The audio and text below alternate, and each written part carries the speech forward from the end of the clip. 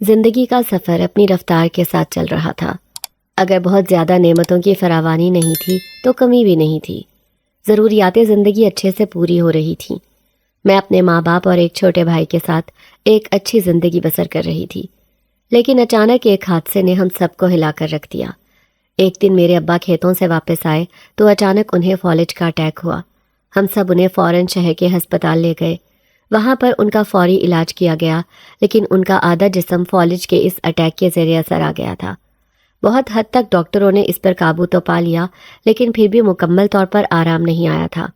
ان کا دایاں ہاتھ اور دائیں ٹانگ ٹھیک سے حرکت نہیں کر رہی تھی۔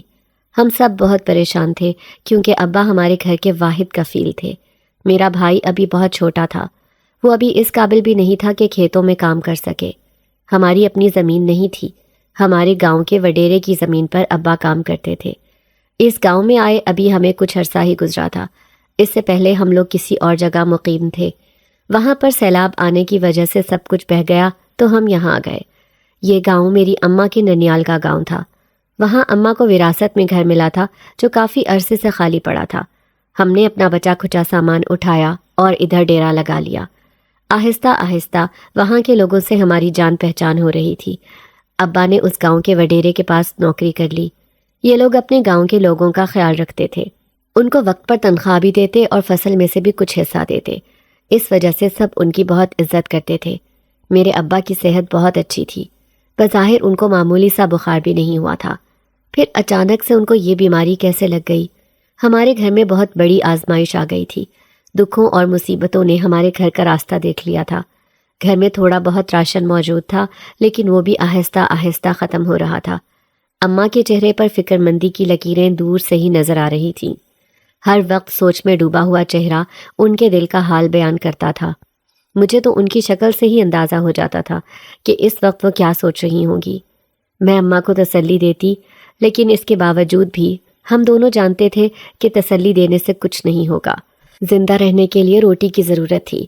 اس کے علاوہ گھر کے دوسرے اخراجات بھی ہمارا منہ چڑھا رہے تھے۔ میں نے اماں کو کہا کہ کیوں نہ ہم وڈیروں کے گھر کوئی نوکری کر لیں، وہاں پر بھی تو کام والیوں کی ضرورت ہوتی ہے۔ وہ مجھے ڈانٹنے لگ گئیں۔ وہ کہنے لگیں کہ میں گھر سے باہر کوئی قدم نہیں نکالوں گی۔ اگر کام کرنا بھی ہوا تو اماں خود کام کرے گی، مجھے گھر سے نکلنے کی ضرورت نہیں۔ اماں کو جوان لڑکیوں کا گھر سے باہر نکل کر کام کرنا پسند نہیں تھا۔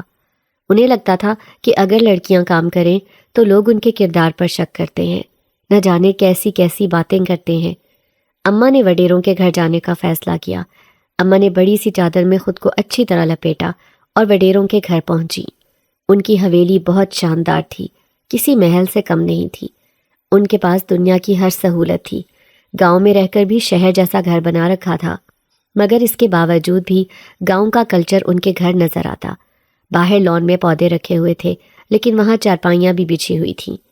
گاؤں کے کچھ اور عزت دار لوگ بھی وہاں وڈیرے کے ساتھ حقہ پی رہے تھے۔ وہ لوگ باتیں کرتے جاتے، ساتھ ساتھ حقے کا کش لگاتے۔ اماں اپنا چہرہ چھپاتی اندر جانے کی اجازت مانگ رہی تھی۔ انہوں نے وڈیرے کی بیوی سے ملنے جانا تھا۔ انہیں اندر آنے کی اجازت مل گئی۔ وڈیرے کی بیوی اپنے بڑے سے محل نما گھر کے لاؤنج میں پلنگ پر بیٹھی ہوئی تھی۔ اس نے خود کو زیورات سے لادا ہوا تھا۔ زرق برق لباس سے بتن کیے بڑی شان سے بیٹھی تھی۔ ارد گرد بہت سی نوکرانیاں گھوم رہی تھیں۔ اماں نے ان سے کہا کہ انہیں کام کی ضرورت ہے، ان کے شوہر بیمار ہیں، اب کام کاج کے وہ قابل نہیں رہے۔ اگر انہیں کسی کام کے لیے کوئی عورت درکار ہے تو انہیں ضرور رکھنے کے بارے میں سوچا جائے۔ وڈیرے کی بیوی نے کہا کہ ٹھیک ہے، ابھی انہیں کسی کام والی کی کوئی ضرورت نہیں ہے، لیکن اگر پڑی تو انہیں ہی بلایا جائے گا۔ لیکن اماں کے چہرے پر پریشانی صاف نظر آ رہی تھی۔ اس نے میری ماں کا چہرہ پڑھ لیا، لیکن اس نے خود کچھ نہیں کہا۔ میری ماں سے پوچھنے لگی کہ کیا انہیں کوئی اور بات کہنی ہے۔ اماں بہت خوددار عورت تھی، کسی کے آگے ہاتھ نہیں پھیلانا چاہتی تھی، سو خاموش رہی اور جانے کی اجازت مانگی۔ اس نے اماں کو کہا کہ ہم پورے محلے میں راشن بانٹ رہے ہیں، آپ بھی اپنا حصہ لے جائیں۔ اماں اس وقت انکار کرنے کی پوزیشن میں نہیں تھی۔ اسے گھر والوں کے خالی پیٹ بھی نظر آ رہے تھے۔ ویسے بھی رزق تو اللہ ہی دیتا ہے، وسیلے انسان بنتے ہیں۔ اماں نے راشن کا سامان پکڑا، ان کا شکریہ ادا کیا اور گھر آ گئیں۔ میں بہت بے چینی سے اماں کا انتظار کر رہی تھی۔ ان کے ہاتھ میں راشن کا سامان دیکھ کر مجھے حوصلہ ہوا۔ میری سوالیہ نظریں ان کے چہرے کا طواف کر رہی تھیں۔ اماں نظریں چرا رہی تھیں۔ وہ میری آنکھوں میں جلتے امید کے دیے کو بجھانا نہیں چاہتی تھیں۔ میرے زور دینے پر اماں نے ساری تفصیل سنا دی۔ میرا منہ بن گیا۔ اماں کہنے لگیں کہ میں اللہ کا شکر ادا کروں کہ اس نے 1 مہینے کے راشن کا بندوبست کر دیا ہے، آگے بھی وہی کچھ نہ کچھ بندوبست کرے گا۔ پھر جلدی جلدی سب گھر والوں کے لیے کھانا بنایا۔ ابا بھی بیمار رہ کر چڑچڑے ہو گئے تھے، ان سے فارغ رہنا برداشت نہیں ہوتا تھا۔ ساری زندگی انہوں نے محنت سے ہم لوگوں کو کھلایا تھا، اب انہیں یہ بات بہت تکلیف دیتی تھی کہ وہ اپنے گھر کی کفالت نہیں کر پا رہے، بلکہ الٹا ان پر بوجھ بنے ہوئے ہیں۔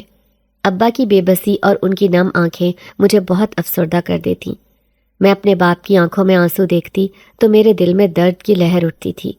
میں نے اپنے باپ کو کبھی یوں بے بس نہیں دیکھا تھا، وہ تو کبھی ہمارے سامنے روتے بھی نہیں تھے۔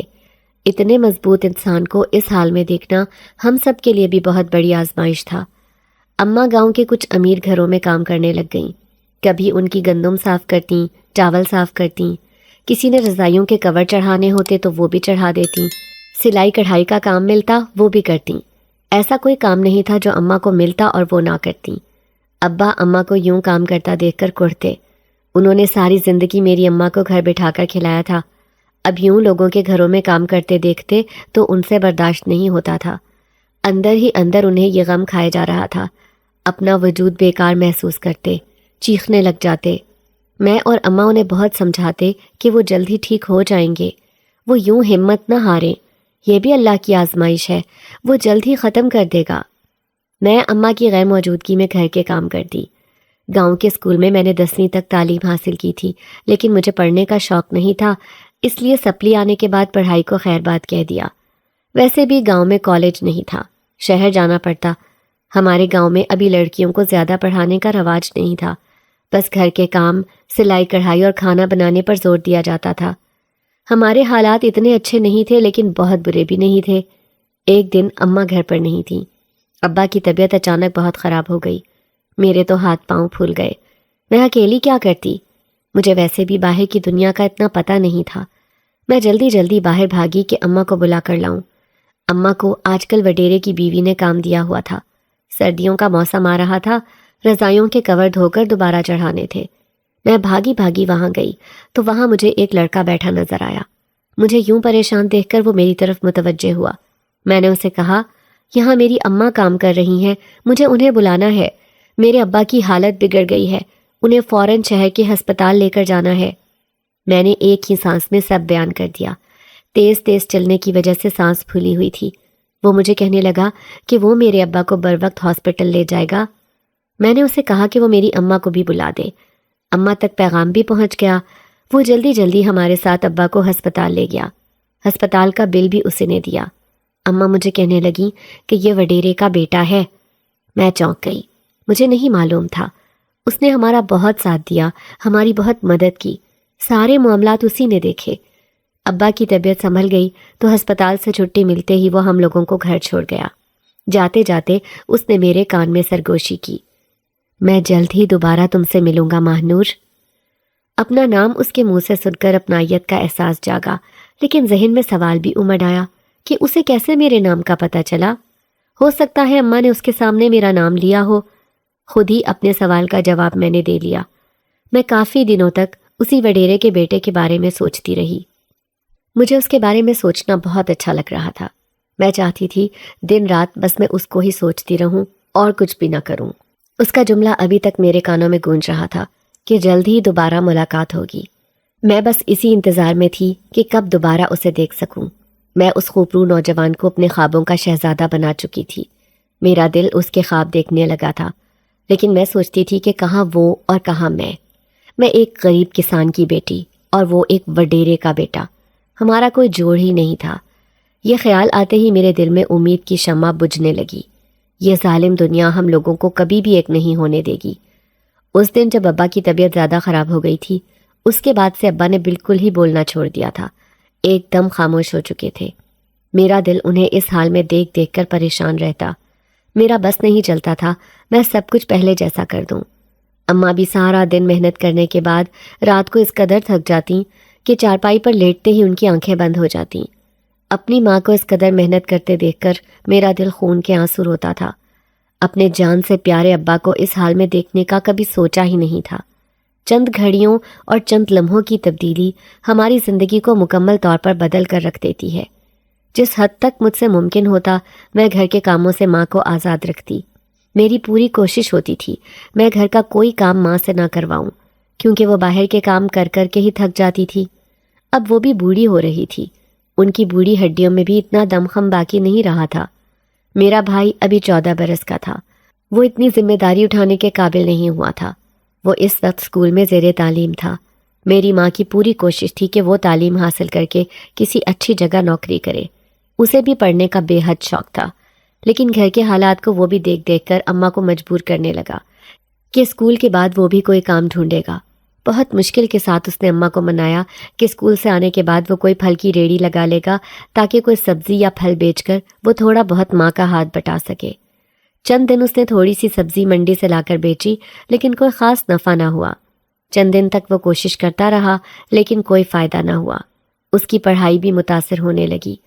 اماں نے جب یہ صورتحال دیکھی تو اس کو بہت ڈانٹا اور کہا کہ وہ یہ کام چھوڑ دے، صرف اپنی پڑھائی پر توجہ دے۔ جیسے تیسے کر کے میں نے اور اماں نے اس کو منایا اور کہا کہ وہ گھر کی پریشانیاں اپنے ذہن پر سوار نہ کرے۔ اگر وہ چاہتا ہے کہ وہ ہمارے گھر کے حالات بدلے تو وہ بس اپنی پڑھائی پر توجہ دے، ہمارے لیے اتنا ہی کافی ہے۔ ایک شام ہم سب کھانا کھا کر فارغ ہوئے تو اچانک وڈیرے کے گھر سے پیغام آیا کہ کل سے اماں ان کے یہاں کام پر آ جائیں، آج کل انہیں کام والی عورتوں کی ضرورت ہے۔ اماں نے انہیں مثبت جواب دیا کہ وہ کل سے آ جائیں گی۔ اگلے دن اماں صبح ہی صبح گھر سے نکلنے لگیں۔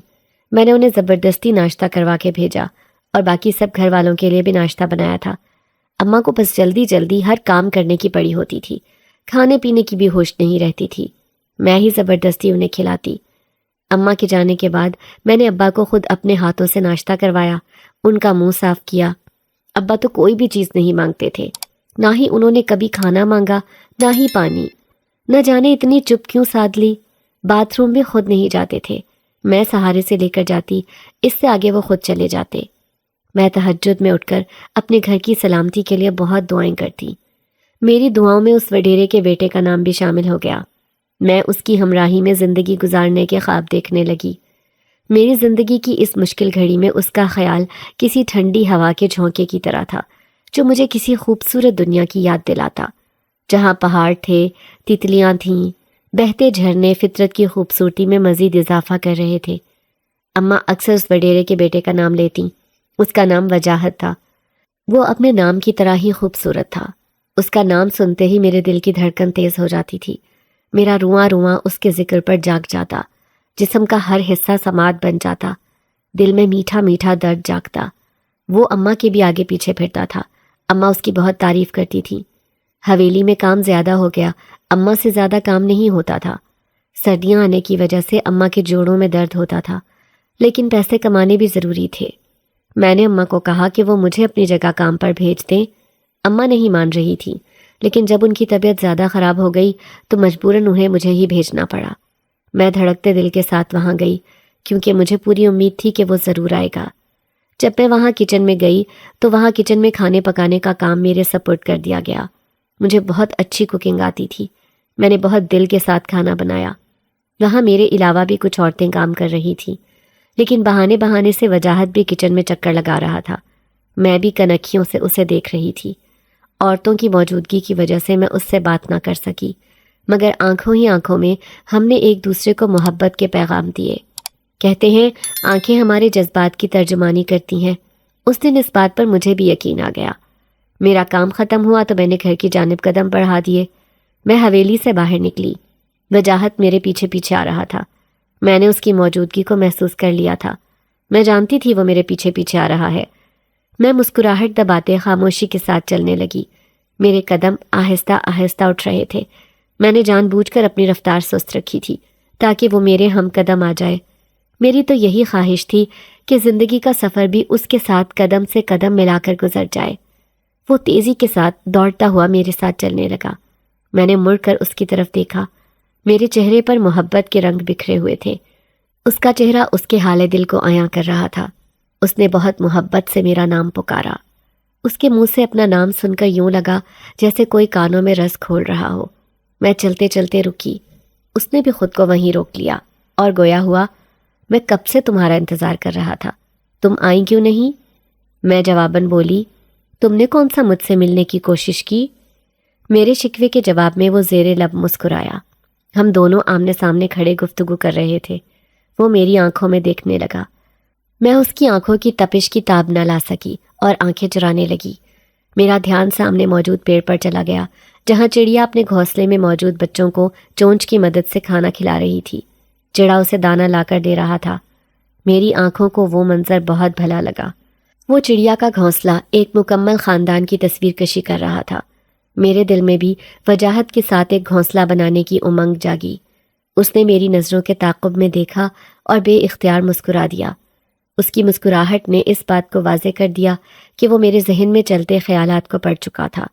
مجھے گھر جانا تھا، وہاں میرے گھر والے میرے منتظر تھے۔ میں جلدی جلدی وہاں سے نکلی۔ گھر آ کر میں نے جلدی جلدی اپنی چادر اتاری اور کھانے کی تیاری کرنے لگی، لیکن اماں نے کھانا پکا دیا تھا۔ میں نے اماں کو کہا، آپ کو آرام کرنے کو کہا تھا، آپ گھر کے کام کرنے لگ گئیں۔ میں ناراض ہو رہی تھی۔ میں نے جلدی جلدی سب کو کھانا دیا، خود بھی کھانا کھایا۔ اگلے دن بھی میں نے اماں کو منع کر دیا کہ وہ کام پر نہ جائیں، میں ہی جاؤں گی۔ مجھے ویسے بھی وجاہت سے ملنے کا موقع چاہیے تھا۔ حویلی کے افراد کے لیے کھانا بنانے کی ذمہ داری میری تھی۔ میں نے جلدی جلدی کھانا بنایا۔ وجاہت آج پھر بہانے بہانے سے چکر لگا رہا تھا۔ اچانک اس نے مجھے اشارہ کیا کہ میں اس کے پیچھے آ جاؤں۔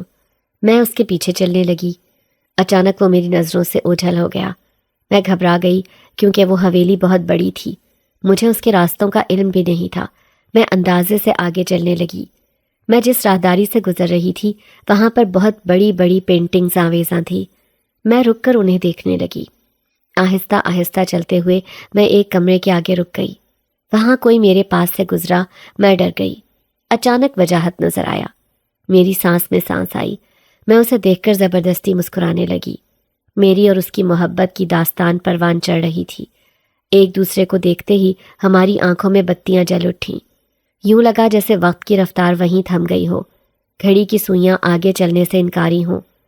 ایک دوسرے کو خاموشی کے ساتھ دیکھتے ہوئے ہم وہیں منجمد کھڑے تھے۔ وہ میرے پاس آ رکا۔ تم میری زندگی کا ایک خوبصورت تحفہ ہو جسے پانا میری زندگی کی اولین خواہش ہے۔ مجھے اپنی سماعتوں پر یقین نہیں آ رہا تھا کہ ایک وڈیرے کا بیٹا میرے لیے محبت بھرے الفاظ استعمال کر رہا ہے۔ میں خود کو دنیا کی خوش قسمت ترین لڑکی سمجھ رہی تھی۔ دل کیا وہیں رکا رہے، کوئی ہمیں ایک دوسرے سے جدا نہ کرے، لیکن ہمیں جانا تھا۔ اس دنیا میں ایک ہی جگہ ٹھہرنا ممکن نہیں۔ میں جب گھر آئی تو میرا انگ انگ سرشار تھا۔ کسی کے دل کی خواہش تھی میں، کوئی مجھے اپنی جان سے بھی زیادہ چاہتا تھا۔ یہ دلکش احساس مجھے سیراب کیے ہوئے تھا۔ اگلے دن اماں نے مجھے کہا کہ ان کی طبیعت ٹھیک ہے اور اب وہ خود جائیں گی۔ میں اماں کو فورس نہ کر سکی، ان کا انداز بہت دو ٹوک تھا۔ میں نے گھر کے کام کیے، ابا کا خیال رکھتی رہی تھی، ساتھ ہی ساتھ وجاہت کے خیالوں میں کھوئی ہوئی تھی۔ اس کا تصور آتے ہی میرے چہرے پر مسکان در آتی۔ میں ہواؤں میں اڑ رہی تھی۔ دل اس سے ملنے کے لیے بے تاب تھا، مگر معاشرے کی حدود مجھے اس بات کی اجازت نہیں دیتی تھی۔ میں بہانے سے گھر سے باہر نکلی۔ میری کوشش تھی میں کسی طرح اس دشمن جان کو دیکھ کر اپنی آنکھیں سیراب کر لوں۔ چادر سے منہ چھپائے دھڑکتے دل کے ساتھ حویلی کے پاس پہنچی۔ میرے من کی مراد بر آئی، وہ مجھے نظر آ گیا۔ اس نے مجھے دیکھ لیا، فوراً میرے پاس آیا اور مجھے لے کر حویلی کی ویران سائٹ پر آ گیا۔ میں نے چادر اپنے منہ سے ہٹائی۔ وہ مجھے کہنے لگا میں یہاں نہ آیا کروں، وہ خود ہی مجھے ملنے آ جایا کرے گا۔ اسے میری عزت بہت عزیز تھی۔ اسے اپنے بارے میں یوں فکر مند ہونا مجھے بہت خوشی دے رہا تھا۔ اچانک وہاں کوئی آ گیا۔ اس نے مجھے وہاں سے جانے کا اشارہ کیا۔ میں لوگوں کی نظروں سے بچتی بچاتی وہاں سے نکل گئی۔ میں نے دوبارہ اس سے ملنے کی کوشش نہیں کی۔ وہ خود ہی کبھی کبھار مجھ سے ملنے آ جاتا۔ ابا کی حالت میں کوئی سدھار نہیں تھا۔ ایک دن اماں گھر آئیں اور کہنے لگیں، مجھے وڈیروں کی حویلی میں کچھ غیر معمولی سا محسوس ہوتا ہے۔ وہاں کی فضا میں کچھ انجانا سا احساس ہے جسے میں محسوس نہیں کر پاتی۔ وہاں کے لوگ بھی عجیب عجیب سے لگتے ہیں۔ حویلی کی بیگم صاحبہ بھی مجھے کسی مغلیہ دور کی ملکہ لگتی ہے۔ وہاں اس قدر تصویریں ہیں جس کا حساب نہیں۔ کسی بھی کمرے میں نماز پڑھنے کی جگہ نہیں ملتی۔ ہر جگہ تصویریں ہی تصویریں ہیں جن کی موجودگی میں نماز نہیں ہو سکتی۔ میں اکثر حویلی کے لان میں نماز پڑھتی ہوں، وہاں میں نے بھی 1-2 تصویریں دیکھی تھیں، لیکن اتنا غور نہیں کیا۔ میں اماں کو بولی کہ ان کی جگہ میں کام کر لیتی ہوں وہاں، آپ کسی اور جگہ چلی جایا کریں۔ اماں نہیں مانی، مجبوری کی صورت میں بھیجنا پڑتا تھا، ویسے وہ اجازت نہیں دیتی تھیں۔ اب تو وجاہت بھی ملنے نہیں آیا۔ میرا دل بہت اداس تھا، لیکن اس حویلی میں دوبارہ جانے کی ہمت نہیں تھی۔ میں دوست سے ملنے کا بہانہ کر کے اپنے گھر سے نکلی اور وڈیروں کی زمین پر چلی گئی، شاید وہاں وہ مل جائے، اور ایسا ہی ہوا۔ ایک درخت کے سائے تلے ہم بیٹھ گئے، دونوں نے درخت سے ٹیک لگائی تھی اور ہمارا رخ سامنے کھیتوں کی طرف تھا۔ میں ہاتھ میں ایک پھول گھماتے ہوئے اس سے کہنے لگی، تمہیں میری یاد نہیں آتی؟ وہ بولا، یاد انہیں کیا جاتا ہے جنہیں انسان بھول جائے۔ میں جواباً گویا ہوئی، تو مجھ سے ملنے کیوں نہیں آئے؟ اس کی طرف رخ پھیر کر کہا، میں نہیں چاہتا کوئی تمہیں میرے ساتھ دیکھے اور بدنام کرے۔ وقت آنے پر میں خود ہی سب کو بتا دوں گا اور تمہارے گھر رشتہ بھی بھیج دوں گا۔ یہ سنتے ہی میرے دل کی دھڑکن ایک لمحے کے لیے کسی ہوائی جہاز کی رفتار سے بھی زیادہ تیز دھڑکی۔ میں مسکرا اٹھی۔ یوں ہی کچھ دیر باتیں کرنے کے بعد مجھے وقت کا احساس ہوا۔ میں جلدی جلدی اٹھی اور گھر کے راستے پر چلنے لگی۔ وہ بھی الوداع کہتا وہاں سے غائب ہو گیا۔ زندگی ویسے ہی چل رہی تھی، اس میں کوئی تغیر نہیں تھا۔ ابا کی خاموشی نہیں ٹوٹی، اماں کی محنت میں کمی کی بجائے مجھے اضافہ ہی لگ رہا تھا، اور میرا بھائی نوشیرواں، اس کی حرکتیں مجھے کچھ مشکوک لگ رہی تھیں، کچھ الجھا الجھا سا نظر آ رہا تھا۔ پڑھائی میں بھی کوئی خاص دلچسپی نہیں لے رہا تھا، آنکھوں کے گرد ہلکے واضح ہو رہے تھے۔ اماں سارا دن گھر پر نہیں ہوتی تھی، ابا اس کے پیچھے بھاگنے کے قابل نہیں تھے۔ میں لڑکی ذات تھی، جگہ جگہ اس کے پیچھے نہیں جا سکتی تھی۔ مجھے اس کی بہت فکر تھی، وہ میری اور ماں کی اللہ کے بعد آخری امید تھا۔ اماں اس کے کامیاب ہونے کا انتظار کر رہی تھی تاکہ وہ باقی کی زندگی سکون میں گزار سکیں۔ یہی خواب اماں کو ہمت دیتے تھے، جن کو پورا کرنے کی لگن انہیں کام کرنے پر مجبور کرتی تھی۔ ان کے بوڑھے چہرے زمانے کی سختیوں کو بیان کرتے تھے۔ جھریوں زدہ ہاتھ دیکھ کر صاف پتہ چلتا تھا کہ محنت اور مشقت نے خاصا اثر چھوڑا ہے۔ ماں باپ اپنی اولاد کو پالتے ہوئے سب کچھ پسے پش ڈال دیتے ہیں، حتیٰ کہ اپنی ذات بھی کہیں پیچھے چھوڑ آتے ہیں۔ میرا بس نہیں چلتا تھا کہ میں ان کے لیے زندگی کی تمام سہولتیں لے آؤں، لیکن دعا کے سوا کوئی چارہ نہیں تھا۔ اب بھائی کی پریشانی نے زندگی کی الجھنوں میں مزید اضافہ کر دیا۔ میں نے تہجد میں بہت دعا مانگی، اللہ سے بہت دعا کی کہ وہ میرے بھائی کو سیدھی راہ پر چلائے۔ ایک دن وہ گھر آیا تو میں نے اسے کہا کہ اگر وہ کسی مسئلے کا شکار ہے تو مجھے بتائے تاکہ اس کا حل نکالا جا سکے۔ کہنے لگا، کوئی مسئلہ نہیں ہے، بس پیپرز کی ٹینشن ہے۔ مجھے اس کا چہرہ پڑھنا آتا تھا، میں جانتی تھی وہ جھوٹ بول رہا ہے، کچھ چھپا رہا ہے، لیکن اصل بات کو میں اس کے منہ سے کیسے اگلوا سکتی تھی؟ میں اسی کوشش میں تھی کہ مجھے معلوم ہو کہ وہ کیا کرتا پھر رہا ہے۔ ایک دن میں نے اس کا پیچھا کیا، وہ اسکول جانے کی بجائے ایک قبرستان چلا گیا۔ ان کے اسکول سے ملحقہ قبرستان تھا۔ یہ دیکھ کر مجھے بہت صدمہ ہوا، وہ قبرستان میں کیوں جا رہا ہے؟ لیکن میں نے آگے بڑھ کر نہیں دیکھا، کیونکہ وہاں وہ مجھے دیکھ لیتا۔ میں دکھ اور صدمے کی کیفیت میں چلتی گھر آئی۔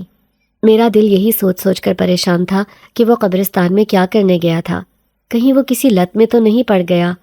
میں خود کو تسلی دینے لگتی کہ میرا بھائی ایسا نہیں کر سکتا، وہ مجھے اور اماں کو دھوکہ نہیں دے سکتا، نہ ہی اپنی زندگی کو برباد کر سکتا ہے۔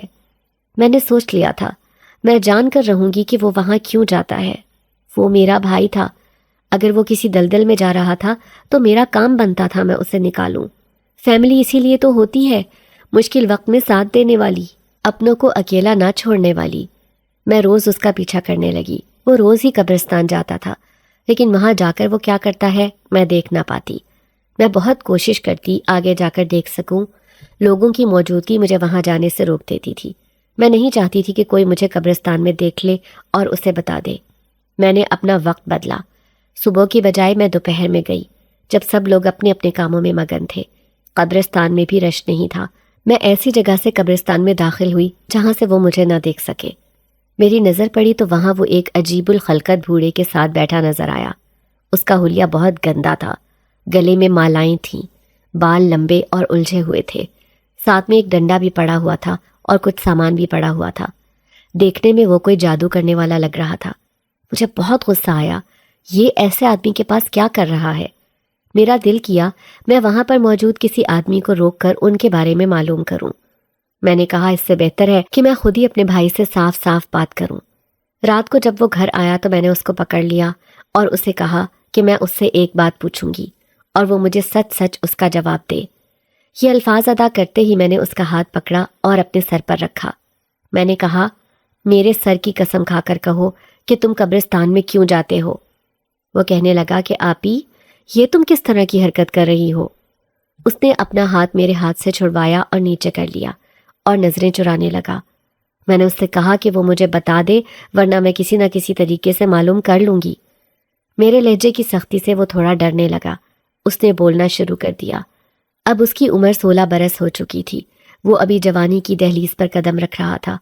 میں نہیں چاہتی تھی کہ زیادہ سختی کروں، کہیں وہ بددل ہو کر گھر سے نہ بھاگ جائے۔ اس نے مجھ سے کہا کہ وہ کسی لڑکی کو پسند کرتا ہے لیکن وہ لڑکی اسے بالکل بھی لفٹ نہیں کراتی۔ اس کو حاصل کرنے کے لیے اس نے قبرستان میں موجود ایک جادوگر کے پاس جانا شروع کر دیا۔ اس جادوگر نے مجھ سے پیسوں کی ڈیمانڈ کی لیکن میرے پاس پیسے نہیں تھے۔ اس نے کہا کہ اگر میں اس کا ایک کام کروں تو وہ مجھے بغیر پیسوں کے ہی ایک ایسا عمل بتائے گا جس سے میں اپنی محبوبہ کو حاصل کر سکوں۔ یہ سنتے ہی میرا دل کیا میں اپنا سر پیٹ لوں۔ میں نے اسے کہا کہ اس کی عمر پیار محبت کی نہیں ہے، اس عمر میں تو بس صنف مخالف سے اٹریکشن ہو جاتی ہے۔ وہ خود کو ان کاموں میں برباد نہ کرے۔ وہ میری اور اماں کی آخری امید ہے اور ہمارے گھر کا واحد سہارا۔ میں نے اسے کہا کہ آج کے بعد وہ اس جادوگر کے پاس نہیں جائے گا۔ اس نے کہا کہ اگر میں اس جادوگر کے پاس نہ گیا تو وہ مجھے بہت تنگ کرتا ہے۔ وہ اپنے موکل میرے پاس بھیج دیتا ہے جو مجھے اس کے پاس جانے پر مجبور کرتے ہیں۔ میں نے پہلے بھی 2 سے 3 دفعہ ایسا کر کے دیکھا ہے۔ میں بہت پریشان ہو گئی۔ میں نے اسے کہا کہ یہ جادوگر اسے ملا کہاں سے تھا؟ اس نے کہا کہ یہ قبرستان کے بیچ بیٹھا ہوا تھا۔ اکثر میری اس کے پاس سے گزرتے ہوئے نظر پڑتی تھی۔ اس نے اپنے ساتھ ایک بورڈ بھی لے کر رکھا ہوا تھا۔ اس پر لکھا ہوا تھا اپنے ہر جائز اور ناجائز کام کے لیے مجھ سے رابطہ کریں۔ بس میں نے وہی پڑھا اور اس کے پاس چلا گیا۔ میں نے اپنے بھائی کو سمجھایا کہ کسی لڑکی کو پانے کا یہ سب سے بدترین طریقہ ہے۔ ویسے بھی ابھی اس کی عمر ان کاموں کی نہیں ہے۔ ابھی وہ زندگی میں کچھ بنے، اس کے بعد اس کی شادی ہم وہیں پر کریں گے جہاں پر وہ چاہے گا۔ ہر چیز کا ایک وقت ہوتا ہے، ابھی صبر اور انتظار کی ضرورت ہے۔ ہو سکتا ہے کہ کچھ عرصے کے بعد اس کا دل بدل جائے اور اسے اس لڑکی کی بجائے کوئی اور انسان پسند آ جائے، لیکن وہ اس سچویشن سے باہر نکلنا چاہتا تھا۔ میں نے اسے سمجھایا کہ جو مرضی ہو جائے وہ اس جادوگر کے پاس نہیں جائے گا۔ میں اس صورتحال سے باہر نکلنے کے لیے اس کی مدد ضرور کروں گی، لیکن اسے ڈر لگ رہا تھا۔ وہ کہنے لگا کہ وہ رات کو بہت ڈرتا ہے۔ مجھے بہت خوفناک خواب آتے ہیں، میرے ارد گرد عجیب سے سائے چلتے نظر آتے ہیں، وہ میرے کانوں میں سرگوشیاں کرتے ہیں، مجھے ڈراتے ہیں، دھمکاتے ہیں، میں بہت ڈر جاتا ہوں۔ میں نے اسے کہا کہ وہ اپنے پاس قرآن پاک کی تلاوت لگا لے، کوئی چیز اس کے پاس نہیں آئے گی۔ اس کو سمجھا بجھا کر میں نے اس بات کے لیے راضی کیا۔ 1 ہفتے کے بعد میری ملاقات وجاہت کے ساتھ ہوئی۔ مجھے یوں فکر مند دیکھ کر وہ وجہ پوچھنے لگا۔ میں نے ساری بات اسے بتائی اور کہا کہ کیا وہ میری اس معاملے میں کوئی مدد کر سکتا ہے۔ اس نے کہا کہ تمہارا مسئلہ میرا مسئلہ ہے، مجھ سے جڑی ہر بات اس سے تعلق رکھتی ہے، وہ میری مدد ضرور کرے گا، مجھے پریشان ہونے کی ضرورت نہیں۔ مجھے اپنے سر سے بوجھ اترتا ہوا محسوس ہوا۔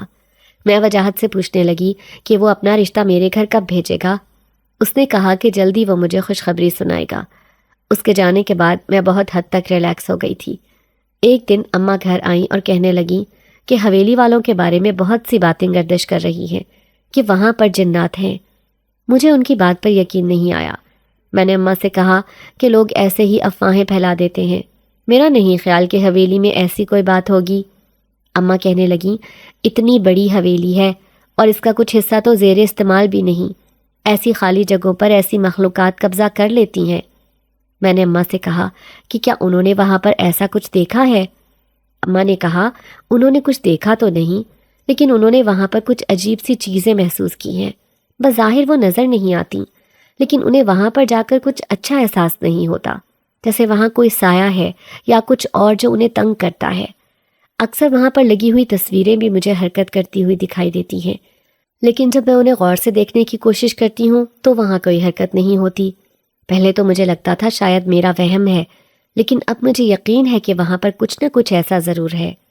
میں نے اماں کو اپنے بھائی کی حرکت کے بارے میں نہیں بتایا تھا، کیونکہ میں نہیں چاہتی تھی کہ ان کی پریشانیوں میں اضافہ ہو۔ ویسے بھی وجاہت نے مجھے کہا تھا کہ وہ اس معاملے کو خود ہی نپٹا لے گا۔ مزید اماں نے مجھے ایک اور بات کہی جو میرے لیے اچنبھے کا باعث بنی۔ وہ کہنے لگیں کہ وجاہت اب انہیں دیکھ کر نہ سلام لیتا ہے، نہ ہی کبھی حال احوال پوچھتا ہے۔ وہ تو ایسے انجان نظروں سے دیکھتا ہے جیسے جانتا ہی نہ ہو۔ یہ بات میرے لیے بھی بہت حیرانگی کا باعث تھی، کیونکہ اس نے ہماری پہلے بھی کافی مدد کی تھی، اور مجھ سے تو وہ روز ملتا تھا، اور اس کی آنکھوں میں مجھے کبھی اپنے لیے اجنبیت دکھائی نہیں دی، بلکہ بہت اپنائیت کا تاثر نظر آتا تھا۔ میں نے ماں سے کچھ نہ کہا، لیکن میں الجھن کا شکار ہو گئی کہ وہ ایسا کیوں کر رہا ہے، بلکہ ابھی تو اس نے کہا تھا کہ وہ میرے گھر رشتہ ضرور بھیجے گا۔ ایسی ہی سوچوں میں الجھی میں گھر کے کام کرنے لگی۔ کچھ دنوں کے بعد جب میری ملاقات وجاہت کے ساتھ ہوئی تو میں نے اس سے اس بات کا ذکر کیا۔ وہ خاموش ہو گیا۔ مجھے کچھ غلط ہونے کا احساس ہوا۔ میں نے اس سے کہا کہ کیا وہ میرے ساتھ دل لگی تو نہیں کر رہا یا وقت گزاری؟ اس نے کہا کہ ایسا کچھ بھی نہیں، لیکن ایک بات کا اظہار اس نے میرے ساتھ ضرور کیا کہ وہ مجھ سے کچھ چھپا رہا ہے، لیکن وہ صحیح وقت کا انتظار کر رہا ہے جب وہ مجھے اپنے بارے میں ایک سچ بتائے گا۔ میں نے اسے کہا کہ وہ ابھی اسی وقت مجھے سب کچھ سچ سچ بتائے، وہ مجھ سے کیا چھپا رہا ہے۔ میرے اصرار پر اس نے کہا کہ آج نہیں، پھر کبھی۔ لیکن اس نے مجھ سے جو وعدہ کیا تھا کہ وہ اس جادوگر سے میری جان چھڑوائے گا، وہ اس نے پورا کر دیا۔ میں نے اس سے پوچھا کہ اس نے اس جادوگر کے ساتھ کیا کیا۔ وہ کہنے لگا کہ میں نے اس کے ساتھ جو بھی کیا ہے، یہ سب تمام باتیں وہ مجھے اگلی ملاقات میں بتائے گا، ابھی اسے جانا ہوگا۔ اس سے پہلے کہ میں اس سے کچھ کہتی، وہ فوری طور پر وہاں سے چلا گیا۔ میں چاہتے ہوئے بھی اسے روک نہ سکی، لیکن اس کی باتیں مجھے الجھن میں ڈال گئیں۔ میری سوچوں کا پہیہ چاروں طرف گھومنے لگا۔ ایسی کیا بات ہے جو وہ مجھ سے چھپا رہا ہے؟ لیکن مجھے کوئی سرا نہ ملا۔ میں اگلی ملاقات کا سخت بے صبری سے انتظار کرنے لگی۔ میرا بس نہیں چل رہا تھا کسی طرح اڑ کر اس سے ملنے چلی جاؤں۔ زندگی روکھی پھیکی گزر رہی تھی، البتہ میرا بھائی سدھرا ہوا لگ رہا تھا، اور اس کے چہرے پر اطمینان کی جھلک بھی واضح نظر آتی تھی۔ یہ دیکھ کر میرے دل کو کچھ سکون ملا۔ دوبارہ وجاہت آیا تو میں نے اسے کہا کہ وہ آج ادھوری ملاقات کر کے نہ جائے، مجھے سارے سوالوں کے جواب چاہیے۔ اس نے مجھے بتانا شروع کیا۔ میں وڈیرے کا بیٹا نہیں ہوں، میں نے اس کا روپ دھارا ہوا ہے۔ میں ایک جن زادہ ہوں اور ہمارا پورا خاندان حویلی میں رہتا ہے۔ ہمارا بسیرا وہاں پر لگی تصویروں پر ہے۔ جب میں نے تمہیں پہلی دفعہ دیکھا تو میں اپنا دل تم پر ہار گیا۔ میں نے فوراً وڈیرے کے بیٹے کا روپ اختیار کر لیا۔ میں تمہارے سامنے اسی کی صورت میں آتا ہوں۔ وہ اصل وڈیرے کا بیٹا جب بھی تمہاری اماں کو ملتا ہے، وہ اسے انجان نظروں سے دیکھتا ہے، کیونکہ وہ تم لوگوں کو جانتا ہی نہیں۔ میں بس ہونک سی اسے دیکھتی جا رہی تھی۔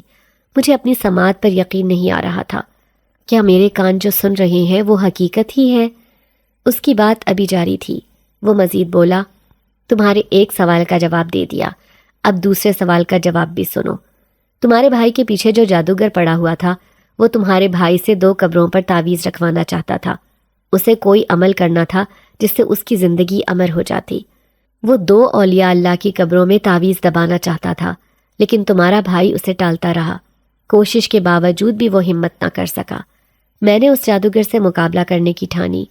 وہ میرے ساتھ لڑتا رہا، مجھے اپنا پابند بنانا چاہتا تھا، لیکن میں نے اسے شکست دی اور ڈرا کر اس شہر سے بھگا دیا۔ اب وہ کسی اور شہر اپنا جادو چلانے کے لیے جا چکا ہے۔ وہ خاموش ہو چکا تھا۔ میرے پاس الفاظ ہی ختم ہو گئے تھے۔ میں نے بس اسے اتنا ہی کہا کہ اس نے میرے ساتھ دھوکہ کیا ہے، کسی اور آدمی کا بھیس بدل کر میرے جذبات کو ٹھیس پہنچائی ہے۔ میں نے اسے کہا کہ وہ میری نظروں سے دور ہو جائے، میں دوبارہ اس کا منہ نہیں دیکھنا چاہتی۔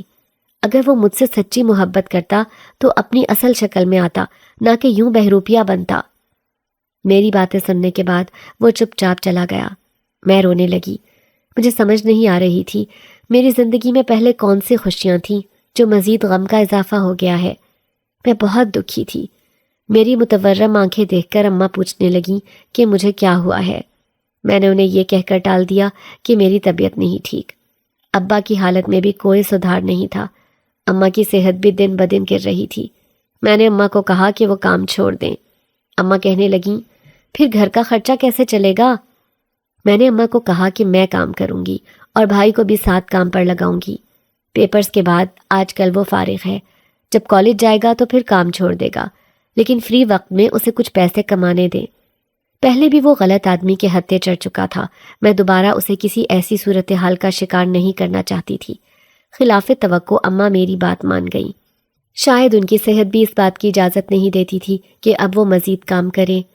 میں نے حویلی جانا شروع کر دیا۔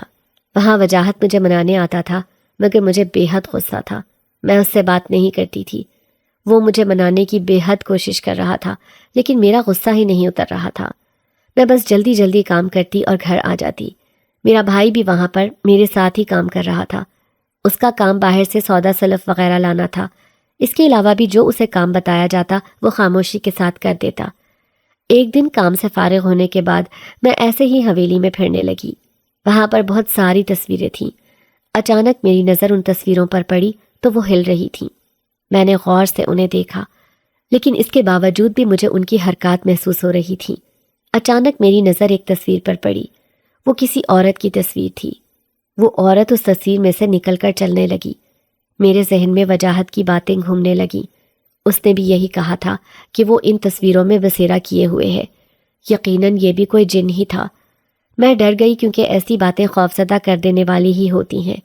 میں نے اپنی آنکھوں کے ساتھ اسے تصویر میں سے نکل کر دوسری طرف جاتے دیکھا۔ میرے اندر اتنی ہمت نہیں تھی کہ میں اس کا پیچھا کرتی۔ میں چپ چاپ ڈرتے ڈرتے وہاں سے واپس کچن کی طرف چلی گئی۔ دوبارہ حوصلہ نہ کر سکی کہ وہاں جاؤں۔ وجاہت سے مجھے اس لیے کسی قسم کا خوف محسوس نہیں ہوتا تھا کیونکہ وہ ہمیشہ میرے سامنے انسانی شکل میں آتا تھا، اور اس نے اپنی کسی بھی حرکت سے خود کو جن زیادہ ثابت نہیں کیا۔ حتیٰ کہ سچائی بتانے کے باوجود بھی وہ ہمیشہ میرے سامنے انسان بن کر ہی آتا تھا اور اسی طرح واپس چلا جاتا تھا۔ اب میرا دل ویسے بھی چاہ رہا تھا کہ میں اس کے ساتھ ناراضگی ختم کر دوں، کیونکہ میں خود بھی تھک گئی تھی۔ اگلی بار وہ آیا تو میں نے اسے کچھ بھی برا بھلا نہیں کہا۔ اس نے مجھے کہا کہ مجھے حویلی میں کام کرنے کی کوئی ضرورت نہیں ہے، وہ میرے لیے بہتر روزگار کا بندوبست کر سکتا ہے، لیکن ابھی میں اس سے کسی قسم کا کوئی احسان نہیں لینا چاہتی تھی۔ میں نے اسے منع کر دیا کہ اگر مجھے کبھی ضرورت پڑی تو میں اس کی مدد لوں گی، لیکن میری ماں بہت خوددار عورت ہے اور میرے باپ نے بھی ساری زندگی ہمیں حق حلال کی روزی کھلائی تھی، وہ بھی اس چیز کو اچھا نہیں سمجھیں گے۔ ویسے بھی وہ مجھ سے یہ سوال ضرور کریں گے کہ میرے پاس اتنا سرمایہ کہاں سے آیا، تو میں انہیں کیا جواب دوں گی؟ اس نے کہا کہ تم کوئی بھی بہانہ سوچ لینا، لیکن میں نے وقتی طور پر اسے کہا کہ ابھی اس بات کو یہیں ختم کرتے ہیں، اس کے بارے میں بعد میں سوچیں گے۔ جب سے میں نے اس عورت کو پینٹنگ میں سے نکلتے ہوئے دیکھا تھا، میرا دل حویلی میں کام کرنے کا نہیں چاہتا تھا، لیکن اماں کو بھی میں نے ہی کام کرنے سے روکا تھا۔ وہاں کام کرنا ہماری مجبوری تھی، ورنہ گھر کا خرچہ کیسے چلتا؟ ایک دن میں گھر گئی تو میں نے ابا سے کہا کہ اگر وہ چاہیں تو ہم ان کو ایک چھوٹی سی کریانے کی دکان ڈال کر دے سکتے ہیں، جہاں پر بیٹھ کر وہ آرام سے سودا بیچ سکیں گے۔ ان کی حالت پہلے سے بہتر ہو گئی تھی، لیکن انہوں نے چپ سادھ لی ہوئی تھی۔ جب میں نے ان سے کریانے کی دکان کی بات کی تو ان کے چہرے پر چمک پیدا ہوئی، جیسے ان کے دل کی بات کی ہو۔ شاید ابا کو اپنا فارغ رہنا پسند نہیں تھا۔ بے بسی اور بے چارگی کی کیفیت میں انہوں نے خاموش رہنا ہی بہتر سمجھا۔ میں نے انہیں ایک امید دلائی تھی تاکہ وہ خود کو فالتو اور بیکار نہ سمجھیں۔ میری ترکیب کارگر ثابت ہوئی۔ میں نے اماں سے بھی ذکر کیا، انہیں بھی یہ بات اچھی لگی۔ ہم لوگوں نے تھوڑی سی چیزیں اپنی دکان میں رکھی۔ آہستہ آہستہ کر کے وہ سیل ہونے لگیں اور منافع ہونے لگا۔